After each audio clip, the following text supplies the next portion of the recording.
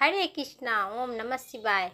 भादो मास के पूर्णिमा कब है? 2024 में। भाद्रपद मास के पूर्णिमा को भादो पूर्णिमा के नाम से जानी जाती है। इस पूर्णिमा के दिन कुछ विशेष अनुष्ठान किए जाते हैं। पूर्णिमा के दिन श्री सत्यनारायण भगवान की पूजा की जाती है और शिव पार्वती की पूजा की जाती है। चंद्रमा की पूजा कार्य संपन्न होते हैं।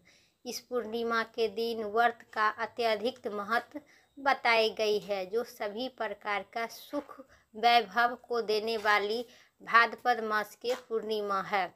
पूर्णिमा तिथि की धार्मिक काम एवं अनुष्ठान के लिए कार्य अत्यधिक शुभ मानी जाती है। इस दिन जो शुभ मुहूर्त है, शास्त्र के भी स्थान प्राप्त होता है। शुभ मुहूर्त का निर्धारक इस तिथि को होते हैं, जिससे बहुत नमी कार्य भी करने की विशेष बात कही गई है। तो आइए भाद्रपद पूर्णिमा 2024 की शुभ मुहूर्त विस्तार से। भाद्रपद पूर्णिमा 18 सितंबर 2024 को दिन बुधवार को मनाई जाएगी। सितंबर 17 2024 को 11:45 से पूर्णिमा का आरंभ होगी। 17 सितंबर 18 2024 को 8:05 पर पूर्णिमा की समय समाप्त होगी। भाद्रपद पूर्णिमा की आरंभ श्रद्धा कार्य संपूर्ण वर्ष में आने वाली हर एक पूर्णिमा का तिथि कुछ न कुछ खास विशेष के लिए होती है। इसे भी भाद्रपद माह की पूर्णिमा को श्रद्धा पितृपक्ष का आरंभ से जोड़ा जाता है। पितृपक्ष और तर्पण के कार्यक्रम से जोड़ी जाती है। इसी पूर्णिमा से आरंभ होगा श्रद्धा कार्यक्रम आसीन अमावस्या तक चलते रहेगी। पितृपक्ष आप लोग पितृ लोग को पानी दे सकते हैं। पूर्णिमा से लेके आसीन के अमावस्या तक चले रहेगी। इसलिए भाद्रपद पूर्णिमा के स्नान दान का विशेष महत्व माना जाता है। भाद्रपद पूर्णिमा की कथा विस्तार से सुनिए। मंचित और श्रद्धा भाव से जरूर सुने। संपूर्ण आपकी खास महत्व है। भाद्रपद पूर्णिमा के दिन उमा महेश्वाय व्रत करने का विधान है। बताया गया है कि धार्मिक शास्त्र में पूर्णिमा के दिन भगवान शिव और माता पार्वती की पूजा की जाती है। इसके साथ ही रात्रि के समय जागरण करनी चाहिए। नारद पुराण के और मृत पुराण में इस व्रत को करने का विशेष महत्व बताया गया है। इस व्रत को करने से मांगलिक सुख मिलते हैं, दंपति सुख की भी प्राप्त होते हैं। पूर्णिमा के दिन आपको मांगलिक कार्य करने से विशेष महत्व है। पूर्णिमा पर चारों ओर देवी देवताओं का प्रत्यक्ष और साक्षात्कार मानी जाती है।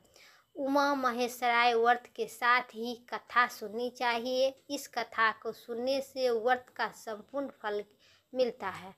तो आइए, कथा इस प्रकार होता है।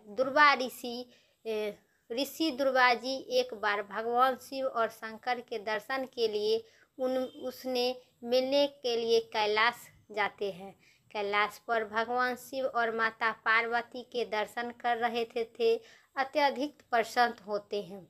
भगवान शिव और ऋषि दुर्वा के एक पुष्पमाला भेंट करते हैं, जिसे दुर्वा प्रेम भाव से स्वीकार करते हैं। ऋषि भगवान से भेंट कर लेने का पश्चात दुर्वा ऋषि वहाँ से आगे निकल पड़ते हैं।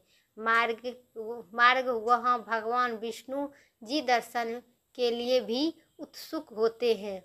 उसे और उनके मिलने के लिए विष्णु लोक जाने के लिए आगे निकल पड़ते हैं। लेकिन तभी उनकी भेंट इंद्र से होती है। तब ऋषि दुर्वा जी ने भगवान शिव के द्वारा उन्हें प्रदान की गई हुई माला इंद्र को भेंट कर देते हैं। इंद्र अपने अभिमान से उन माला को अपने वाहन ऐरावत हाथी को पहना देता है। ऋषि दुर्वा यह सब देखकर क्रोधित हो उठते हैं। उन्हें यह कार्य अच्छा नहीं लगता है और दुर्वा ऋषि ने क्रोध में स्वयं को इंद्र को कहते हैं कि तुमने महादेव शिव शंकर जी का अपमान किया है, इससे तुम्हें लक्ष्मी जी छोड़कर चली जाएंगे और तुम्हें इंद्रलोक और अपने सिंहासन को भी त्यागना पड़ेगा। यह सुनकर इंद्र जी दुर्वा ऋषि से क्षमा मांग कर हाथ जोड़कर क्षमा याचना करने लगते हैं। श्राप से मुक्त होने के उपाय पूछते हैं कि विनायक सुन दुर्वा ऋषि जी बोलते हैं, सख्त हुए और क्रोध हो सख्त करने का यह कारण है कि तभी वह अपने स्थान का पुनः प्राप्त हो सकता है। दुर्वा ऋषि जी इंद्र को बताया कि उन्हें उमा महेश्वराय व्रत करनी चाहिए, तभी वह अपने स्थान पुनः प्राप्त कर पाएंगे।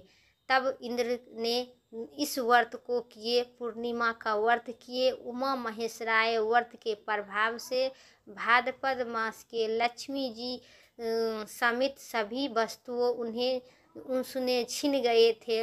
इंद्र से सब वस्तु उन्हें सभी प्रकार का प्राप्त हो गया। इसे भाद्रपद पूर्णिमा और पूर्णिमा का व्रत हर एक भक्तों को मनुष्य को करनी चाहिए। बला से बला कष्ट टल जाती है। मेरी वीडियो यहीं तक था। उम्मीद करते हैं मेरा वीडियो पसंद आए। चैनल पर नए हैं तो लाइक करके सब्सक्राइब करें। कमेंट में ज़रूर अपना सवाल पूछें। हमें आशा करती हूँ कि आपके सवाल के ज़रूर हम जवाब देंगे। फिर अगली वीडियो लेके आते हैं। तब तक के लिए स्वस्थ रहिए, मस्त रहिए। जय श्री राम, राधे राधे।